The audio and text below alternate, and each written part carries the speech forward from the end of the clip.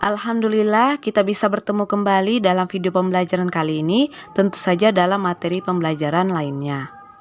Pada materi yang akan saya sampaikan sebentar lagi, ada kaitannya dengan media massa. Tentu saja kalian pasti sudah pernah mendengarnya, entah itu sejak masih duduk di sekolah dasar atau di jenjang SMP, mungkin materi pembelajaran ini pernah kalian dengar atau bahkan dipelajari.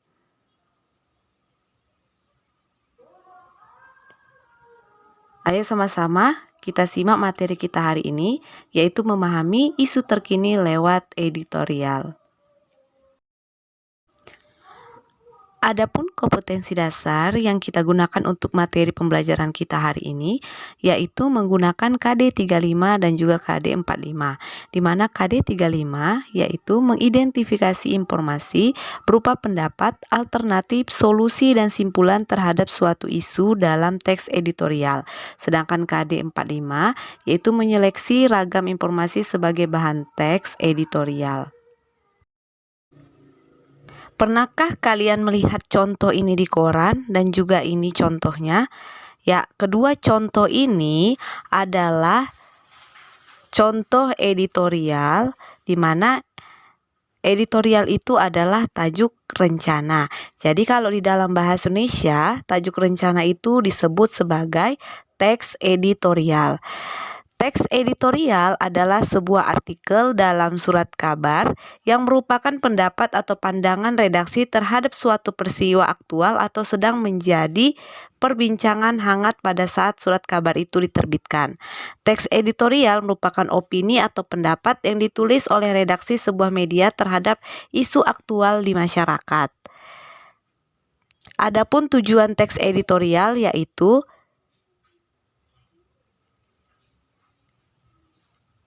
satu, mengajak pembaca untuk ikut berpikir tentang isu aktual yang sedang hangat diperbincangkan. 2. Memberikan opini atau pandangan redaksi kepada pembaca terhadap isu yang sedang berkembang. Setiap kali kamu membaca koran, pasti kamu akan menemukan sebuah artikel utama yang menyoroti berita aktual yang sedang terjadi. Artikel tersebut biasanya membahas peristiwa yang sedang hangat terjadi, disertai kritik dan saran terhadap peristiwa tersebut. Dengan membaca artikel yang berisi kritik dan saran itu, kamu tidak hanya tahu peristiwa yang sedang terjadi seperti saat kita membaca berita, akan tetapi dengan membaca editorial maka kamu akan memahami dan bisa bersifat kritis dalam menanggapi isu yang dibahas. Sebab dalam artikel tersebut pasti memuat beberapa pendapat redaksi atau penulis yang bisa memperjelas pemahamanmu terhadap peristiwa yang sedang dibahas. Setelah kamu ketahui bahwa editorial atau tajuk rencana berisi tentang sikap atau serangkaian fakta dan opini seorang redaktur terhadap peristiwa yang dibahas, maka sebagai pembaca yang baik, kamu juga harus bisa membedakan apa saja yang termasuk dalam fakta dan apa saja yang termasuk dalam opini penulis. Berikut sebagai bahan pembelajaran mengenai perbedaan fakta dan opini. Fakta adalah hal keadaan peristiwa yang merupakan kenyataan atau benar-benar terjadi. Fakta sifatnya sulit terbantahkan karena dapat dilihat, didengar atau diketahui oleh banyak orang. Yang lebih jelas dan akurat selama hal atau peristiwa itu tidak dapat dibuktikan kebenarannya, maka hal atau peristiwa itu tidak bisa disebut fakta.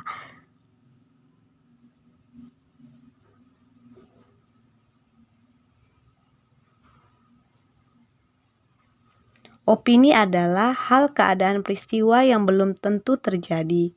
Opini merupakan kebalikan dari fakta, sehingga opini itu sendiri dapat berupa tanggapan, penilaian, kritik, saran, atau prediksi berdasarkan fakta yang ada pada masalah yang tengah dibahas.